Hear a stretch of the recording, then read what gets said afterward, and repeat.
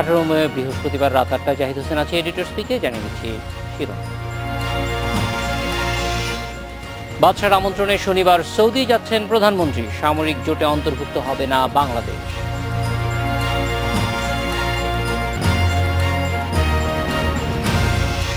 প্রতি বছর জন্ম নিচ্ছে থ্যালাসেমিয়া আক্রান্ত 7,000 শিশু। কার্যকর চিকিৎসার অভাবে দুর্বিষহ জীবন।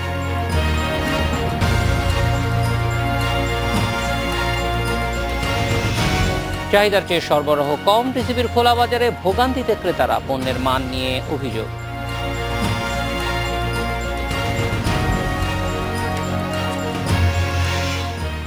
সৌদি বাদশার আমন্ত্রণে শনিবার রিয়াদ যাচ্ছেন প্রধানমন্ত্রী শেখ হাসিনা। সেখানে আরব ইসলামিক আমেরিকান সম্মেলনে যোগ দিয়ে সন্ত্রাস জঙ্গিবাদের বিরুদ্ধে বাংলাদেশের সুদৃঢ় অবস্থানের কথা তুলে ধরবেন তিনি। সকালে এ বিষয়ে এক সংবাদ সম্মেলনে পররাষ্ট্রমন্ত্রী জানান, সৌদি আরব নেতৃত্বাধীন সামরিক জোটে অন্তর্ভুক্ত নয়, আপাতত তথ্য বিনিময় ও গবেষণার কাজে অংশ নেবে ঢাকা। তবে মক্কা মদিনা হুমকির মুখে পড়লে পাঠানো হবে সেনা।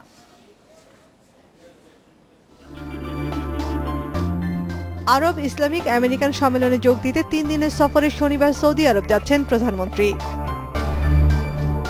21 মে রিয়াদে হতে যাওয়া এই সম্মেলনে আরব বিশ্ব ও মুসলিম দেশের সরকার ও রাষ্ট্রপ্রধানের সঙ্গে যোগ দিচ্ছেন মার্কিন প্রেসিডেন্ট ডোনাল্ড ট্রাম্পও। সম্মেলনের বাইরে প্রেসিডেন্ট ট্রাম্প সহ অন্যান্য রাষ্ট্রপ্রধানের সঙ্গে শেখ হাসিনার আলাদা বৈঠকের সম্ভাবনা আছে বলে জানিয়েছেন পররাষ্ট্রমন্ত্রী। এগুলো সবই এখন পর্যন্ত দেখা যায়। উগ্র ও সন্ত্রাসবাদ মোকাবেলায় নতুন অংশীদারিত্ব প্রতিষ্ঠা এবং নিরাপত্তা ও স্থিতিশীলতা জোরদার করাই এই সম্মেলনের লক্ষ্য জানিয়ে পররাষ্ট্রমন্ত্রী বলেন, এক্ষেত্রে বাংলাদেশের সাফল্যের পাশাপাশি জঙ্গিবাদের বিরুদ্ধে সুদৃঢ় অবস্থানের কথা তুলে ধরবেন প্রধানমন্ত্রী। যদি মক্কা মদিনা কখনো তাদের প্রতি কোনো হুমকি আসে, তাহলে আমরা সেখানে যদি আমাদের সাহায্য চান, সৌদি আরব যদি চায়, তাহলে আমরা অবশ্যই সেখানে সৈন্য পাঠাবো। সৌদি আরব নেতৃত্বাধীন সামরিক জোটে অন্তর্ভুক্তির প্রশ্নে মন্ত্রী জানান, মধ্যপ্রাচ্যে শান্তি আনতে সহায়ক হবে এ জোট। এতে অন্তর্ভুক্ত হলে সৌদি আরব ও ইরানের সংঘাতে বাংলাদেশে জড়িয়ে পড়ার শঙ্কাও নাকচ করেন তিনি। লিখিত কোনো কিছু হয় নাই, তো এটা এখনো আলোচনার পর্যায়ে আছে, তবে এটা আস্তে আস্তে বিকশিত হচ্ছে। কাজে আমি মনে করি যে এই ধরনের বক্তব্য বা এই ধরনের অ্যাসেসমেন্ট করার সময় এখনো আসেনি। বিদেশে যাওয়া সাংবাদিকদের নজরদারির বিষয়ে পররাষ্ট্র মন্ত্রণালয়ের সিদ্ধান্ত পুনর্বিবেচনা করা হবে কিনা জানতে চাইলে পররাষ্ট্রমন্ত্রী জানান, দেশের স্বার্থেই এ নজরদারি রাখা উচিত। জাতীয় স্বার্থ সংরক্ষণের জন্য যারাই বিদেশে যান, আমরা সবারই উপরে নজর রাখা তো আমাদের কর্তব্য, সরকারের কর্তব্য। তো এটার মানে এই না যে সবাইকে কন্ট্রোল করা হচ্ছে। বা নাফিজাতুল্লাহ, ইন্ডিপেন্ডেন্ট নিউজ, ঢাকা।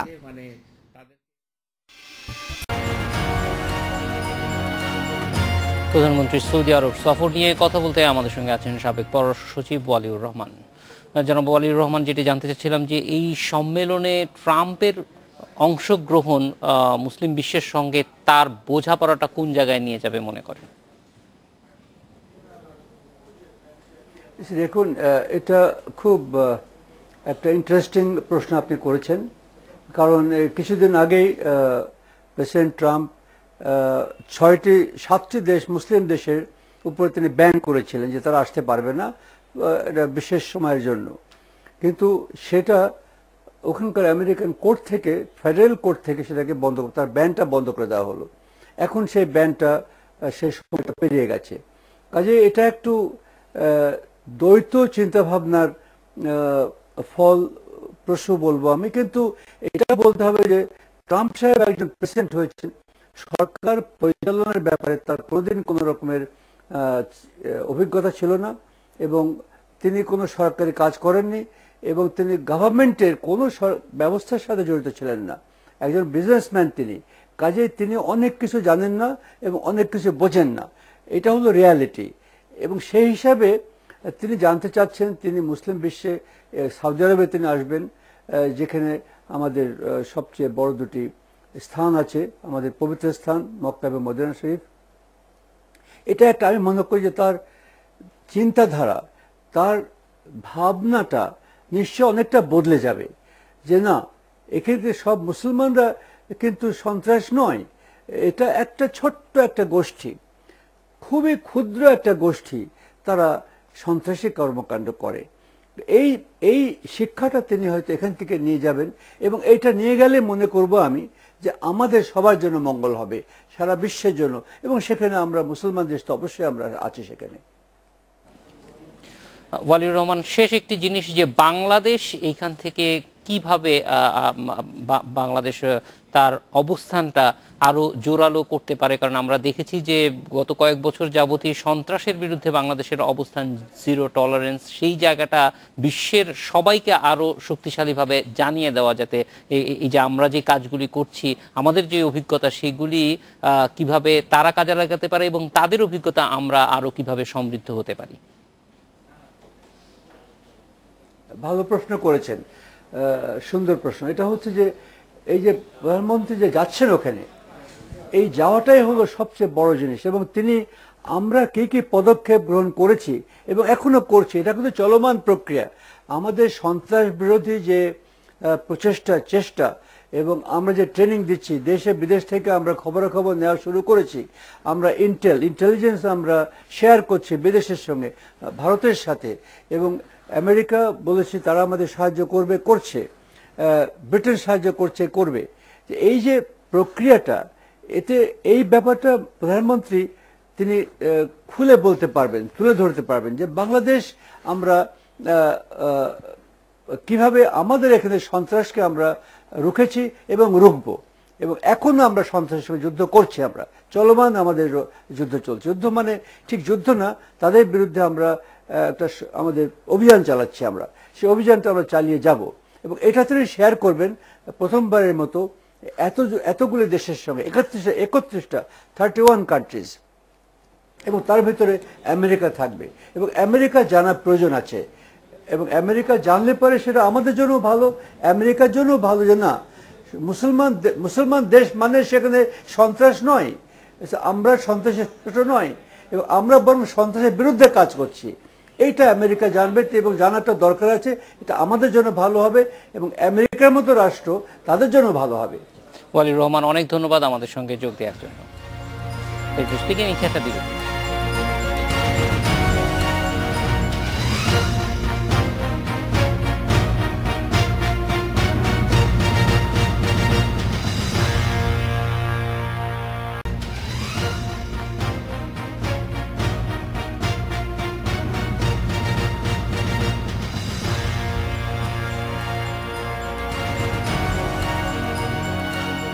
দেশে প্রতি বছর জন্ম নিচ্ছে থ্যালাসেমিয়া আক্রান্ত 7,000-এরও বেশি শিশু। ভয়াবহ এ রোগের সহজ ও কার্যকর চিকিৎসা পদ্ধতি না থাকায় দুর্বিষহ জীবন কাটছে অনেকের। এমন অবস্থায় সারা দেশে চিকিৎসা সম্প্রসারণ ও জনসচেতনতা গড়ে তোলার তাগিদ দিচ্ছেন বিশেষজ্ঞরা।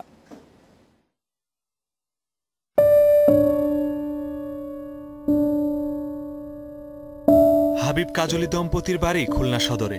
1995 সালে বিয়ের 3 বছর পর জন্ম নেয় প্রথম সন্তান নুরুজ্জাহান। কিন্তু 2 বছর পরেই জানা যায় নুরুজ্জাহান থ্যালাসেমিয়া আক্রান্ত। 2001 সালে জন্ম নেয়া এই দম্পতির দ্বিতীয় সন্তান নুরুজ্জামানও ভুগছে একই রোগে। প্রতি মাসে খুলনা থেকে ঢাকায় এসে 2 সন্তানের চিকিৎসা চলছে বছরের পর বছর। এই রোগ নিয়ে 19-20 বছর ভুগতেছি। আমি বুঝতেছি যে এটা কি কষ্টের একটা জিনিস। আমরা যে ভুল করছি এগুলো আর কেউ না করে। থ্যালাসেমিয়া ফাউন্ডেশন হাসপাতালে এই 2 শিশুর পাশের বিছানাতেই বরিশালের নাজমা আক্তারের 2 সন্তান সুমি ও সুমনের চিকিৎসা চলছিল। 12 বছর ধরে প্রতি মাসে ঢাকায় আসছেন নাজমা। স্বামী চাকরি করে পুলিশ বাহিনীতে, তবুও সন্তানদের চিকিৎসা ব্যয় বহন করতে প্রায় নিঃস্ব পরিবারটি। এদের জন্য কত কষ্টে আছে এটা বললে বোঝানোর মতো আমার পক্ষে সম্ভব হইব না। থ্যালাসেমিয়া ফাউন্ডেশনের তথ্য অনুযায়ী দেশে 1,10,00,000 মানুষ থ্যালাসেমিয়ার বাহক, আর আক্রান্তের সংখ্যা কমপক্ষে 60,000। এই রোগে দিনে দিনে রক্ত শূন্য হয়ে পড়ে রোগী। দেশে হাতে গোনা কয়েকটি বেসরকারি হাসপাতালে রয়েছে এই রোগের বিশেষায়িত চিকিৎসা। চিকিৎসকেরা বলছেন নিয়মিত নিরাপদ রক্ত গ্রহণ ও কিছু নির্দিষ্ট ওষুধ খেলে থ্যালাসেমিয়া রোগী কিছুটা স্বাভাবিক জীবনে থাকতে পারেন। রোগের বিস্তার ঠেকাতে সচেতনতার উপর জোর দিচ্ছেন তারা। সরকারের স্বাস্থ্য মন্ত্রণালয় এবং অন্যান্য সংশ্লিষ্ট মন্ত্রণালয়ের সহযোগিতা নিয়ে একটা প্রোগ্রাম হাতে নিতে হবে, যেখানে ব্যাপক জনসচেতনতা সৃষ্টি করতে হবে। থ্যালাসেমিয়া রোগীদের জন্য আপাতত কোনো বিশেষায়িত হাসপাতাল করার পরিকল্পনা নেই সরকারের। তবে স্বাস্থ্যমন্ত্রী বলছেন দেশের বিভিন্ন সরকারি হাসপাতালে রোগটির চিকিৎসা সেবা বাড়ানোর উদ্যোগ নেওয়া হবে। হাসপাতাল প্রতিষ্ঠা করা তো সময় সাপেক্ষ ব্যাপার, ব্যয়বহুল। তো এই ব্যাপারে আমাদের একটা লক্ষ্য আছে যে আলাদা কোনো হাসপাতাল করা যায় কিনা, তবে এটা আমরা অ্যাড্রেস করব। চিকিৎসকদের পরামর্শ, সন্তান যাতে থ্যালাসেমিয়া আক্রান্ত না হয় সেজন্য বিয়ের আগেই নারী পুরুষের রক্ত পরীক্ষা করা উচিত। স্বামী স্ত্রী দুজনেই বাহক হলে গর্ভধারণের 8 থেকে 10 সপ্তাহের মধ্যে করতে হবে ভ্রূণের পরীক্ষা। Masudur Rahman, independent news, Dhaka. Thalassemia নিয়ে কথা বলতে আমাদের সঙ্গে আছেন থ্যালাসেমিয়া ফাউন্ডেশনের উপদেষ্টা অধ্যাপক মনজুর মোর্শেদ। স্বাগত অধ্যাপক মনজুর মোর্শেদ। থ্যালাসেমিয়ার রোগ প্রতিরোধের জন্য বা এটি যাতে শিশুদের মধ্যে আগেই প্রতিরোধ করা যায় সেই জন্য একটা সচেতনতার কথা বলা হচ্ছে, সেই সচেতনতাটা কোন পর্যায়ে এবং কিভাবে করা সম্ভব? আসলে সচেতনতাটা আনতে হবে দেশের সমগ্র মানুষের মধ্যেই। এই সচেতনতা প্রথম শুরু করতে হবে যারা ডাক্তারি বিদ্যা অর্জন করার প্রচেষ্টা আছেন, অর্থাৎ ডাক্তার হওয়ার আগেই সমস্ত ডাক্তারদেরকে এই ব্যাপারে সচেতন হতে হবে প্রথম। তারপর দেশের শিক্ষিত জনগণকে এবং এরপর দেশের সমস্ত মানুষকেই এ ব্যাপারে সচেতনতার আওতায় নিয়ে আসতে হবে। থ্যালাসেমিয়া একটা জন্মগত অসুখ, এটা দুজন বাহকের বিয়ের মাধ্যমেই ছড়ায়। সুতরাং এক বাহক যাতে আরেক বাহককে বিয়ে না করে এই ব্যাপারে যথেষ্ট যুক্তি যদি আমরা যারা বিয়ে করতে যাচ্ছে তাদের মধ্যে না আনতে পারি তাহলে এ ধরনের বিয়ে আসলে বন্ধ করা যাবে না। তাহলে এটা কারা করতে পারে? এটা প্রথম ডাক্তারের কাছে যখন রোগী যাবে বা বাচ্চা নেওয়ার সময় গর্ভাবস্থায় যে ডাক্তারের কাছে, গাইনোকোলজিস্টের কাছে যাবেন, তাকেও এই ব্যাপারটা জানতে হবে। তেমনি বিয়ে যারা পড়ান, আমাদের দেশে ইমাম সাহেবরা বা ম্যারেজ রেজিস্ট্রার যারা আছেন তারাও যদি এই ব্যাপারটা জানেন তাহলে তারাও সচেতন করতে পারেন। বিদেশে যেমন বিয়ের আগে অবশ্যই জিজ্ঞেস করা হয় যে আপনি কি আপনার থ্যালাসেমিয়ার স্ট্যাটাসটা জানেন? এটা সব বিদেশে জিজ্ঞেস করা হয় না। এটা থ্যালাসেমিয়া যে সমস্ত অঞ্চলে আছে সে সমস্ত অঞ্চলের লোকদেরকে অবশ্যই এটা জিজ্ঞেস করা হয়। তারপর যদি বিয়ের আগে দেখা যায় যে পাত্র অথবা পাত্রী ব্যাপারটা সম্পর্কে ওয়াকিফাল বা সচেতন নন তাহলে তাকে ব্যাপারটা বুঝিয়ে দেওয়া হয়।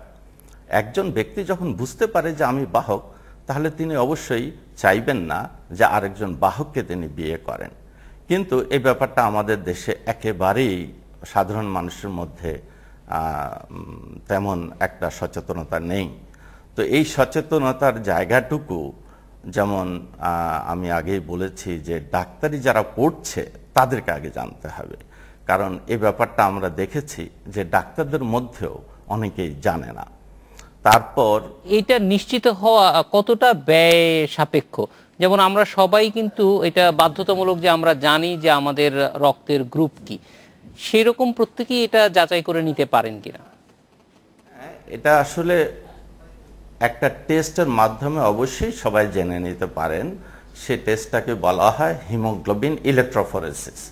এখন হিমোগ্লোবিন ইলেকট্রোফরেসিসটা কিন্তু সব জায়গায় পাওয়া যায় না, যেমন গ্রামাঞ্চলে এটা নেই, শহরের মাত্র কয়েকটা সেন্টারে এটা আছে।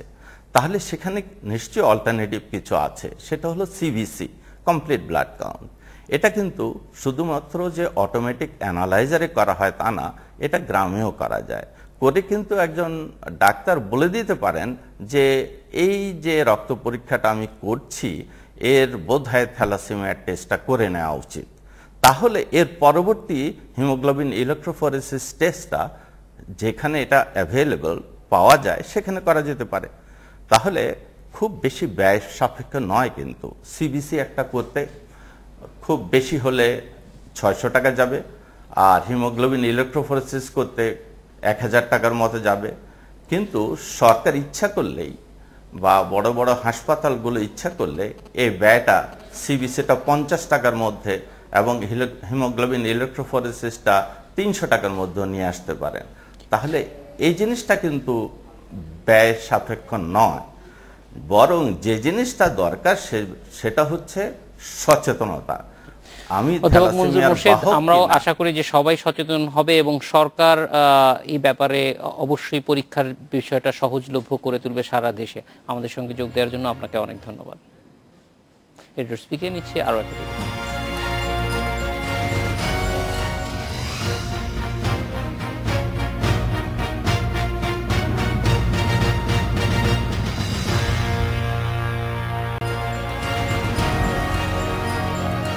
সরবরাহ কম থাকায় দুপুরের মধ্যেই শেষ হয়ে যাচ্ছে রমজান উপলক্ষে টিসিবির খোলা বাজারের পণ্য বিক্রি। এছাড়া পণ্যের মান নিয়েও অভিযোগ রয়েছে ক্রেতাদের। এ বিষয়ে কথা বলতে আমাদের সঙ্গে আছেন কনজিউমার্স অ্যাসোসিয়েশন ক্যাব খুলনা সভাপতি অ্যাডভোকেট এনায়েত আলী এবং ক্যাব রাজশাহীর সাধারণ সম্পাদক গোলাম মুস্তফা মামুন। এনায়েত আলী, আপনার কাছ থেকে জানতে চাই যে খুলনায় এই যে বিক্রি হচ্ছে টিসিবির পণ্য, সেটার পরিস্থিতি কি, কেমন দেখছেন? আসলে আপনি যে কথাটা জিজ্ঞাসা করছেন, আমি এখন বলতেও আমি লজ্জা পাচ্ছি। সেটা হচ্ছে এই যে আমি ক্যাবের সভাপতি, কিন্তু এখানে যে টিসিবির ডিলার কারা এবং সেই ডিলারদের কাছে কি দ্রব্যাদি দেওয়া হচ্ছে খোলা বাজারে বিক্রয়ের জন্য, এই বিষয়ের কোনো তথ্য এখানকার যারা সংশ্লিষ্ট কর্তৃপক্ষ টিসিবি তারা তো আমাদের কাছে কখনো সরবরাহ করেন না। কাজে বাজারে কোনটা টিসিবির দ্রব্য, কোনটা টিসিবির ছাড়া দ্রব্য, এটা আমরা নির্ধারণ করব কিভাবে? এভাবে আমাদের কাছে কোনো তথ্য তাদের দেওয়া নাই।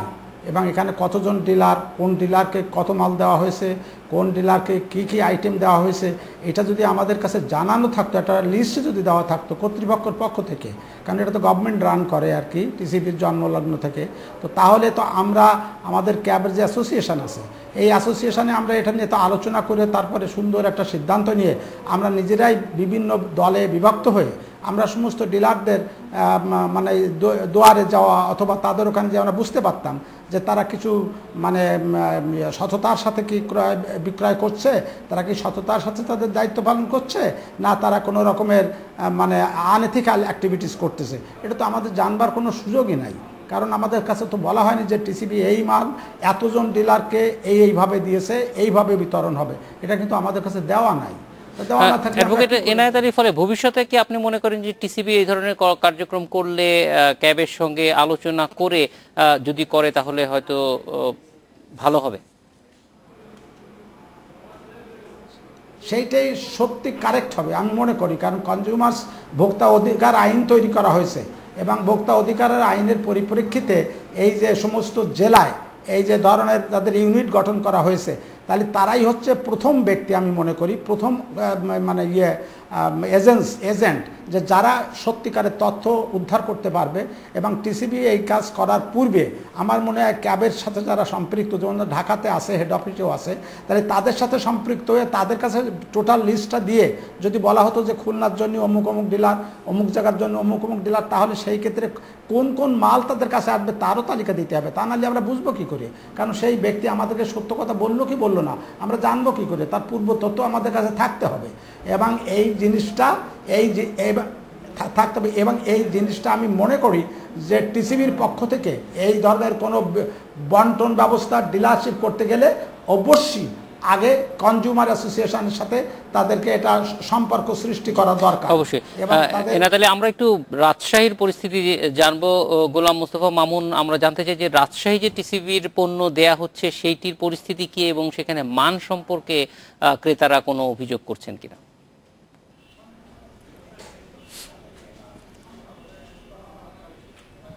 ধন্যবাদ।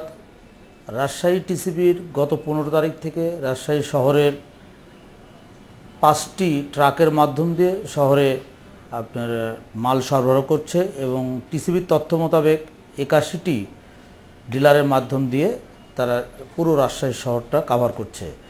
তো রাজশাহী শহরে দ্রব্যমূল্য ঊর্ধ্বগতির কারণে টিসিবির মাল ক্রয়ে ভোক্তাদের চাহিদা আছে, কিন্তু আমাদের প্রশ্ন যে চাহিদার তুলনায় যদি ডিলাররা ঠিকমতো মাল সরবরাহ করছে কিনা, তারা মাল তুলছে কিন্তু মাল ভোক্তাদের কাছে সঠিকভাবে পৌঁছাচ্ছে কিনা, এই বিষয়গুলো মনিটরিং হওয়া দরকার। আর 15 তারিখ থেকে যেটা চালু হয়েছে, আমরা এর আগে টিসিবিকে এবং ডিসি অফিসের মিটিংয়ে বলেছিলাম যে এটা আরও যদি পূর্ব থেকে চালু হতো তাহলে বাজারে দ্রব্যমূল্য যে ঊর্ধ্বগতিটা হয়ে গেছে সেটি নিয়ন্ত্রণ হতো।